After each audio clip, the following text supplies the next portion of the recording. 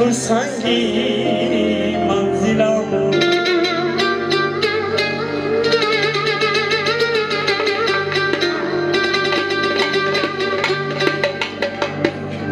من یافتم جاه و جلال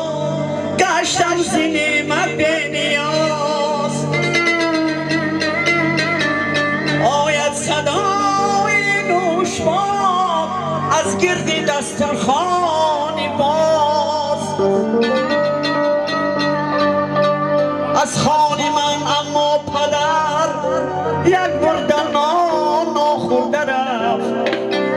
تا اینکه من آدم شوم درد غمم را خورده رفت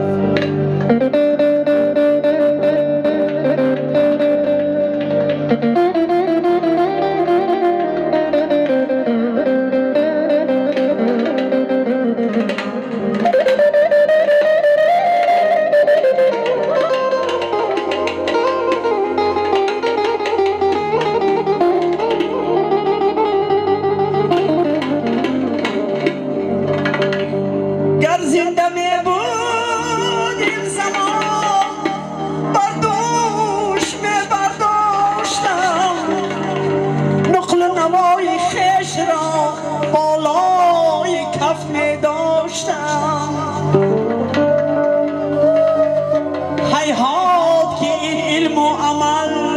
قادر به این اعجاز نیست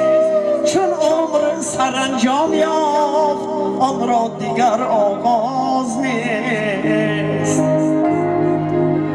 فرزندها دارد عزیز هر پند و گفتاری پدر تا که نگردد یک زمان در زندگی باری پدر هرگاه کنم یادی پدر بر لرزم آید دلم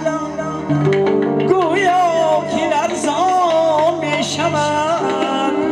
هر چوب سنگی منزلم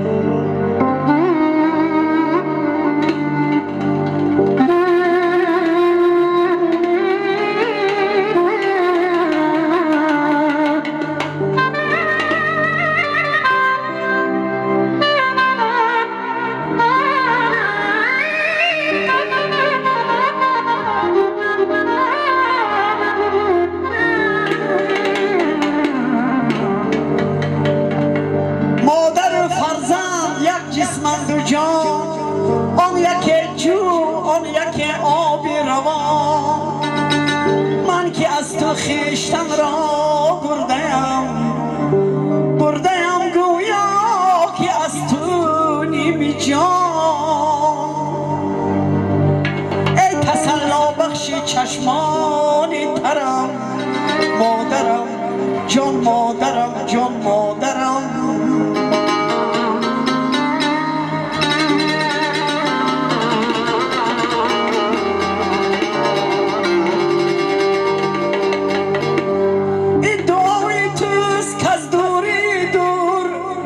شب و روز نگهبانی من است ای خیال تو بلا گردان من ای نگاهت مرهم جان من است ای شکوه خانه و فیضی درم مادرم جان مادرم جان مادرم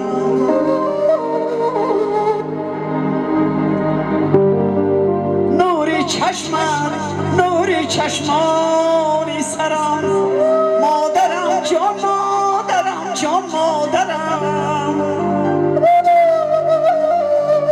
ای دعایی که تو بال پرم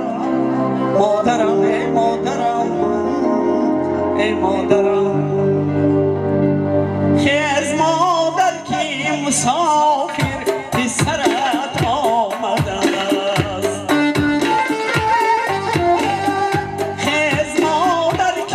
مسافر پسرت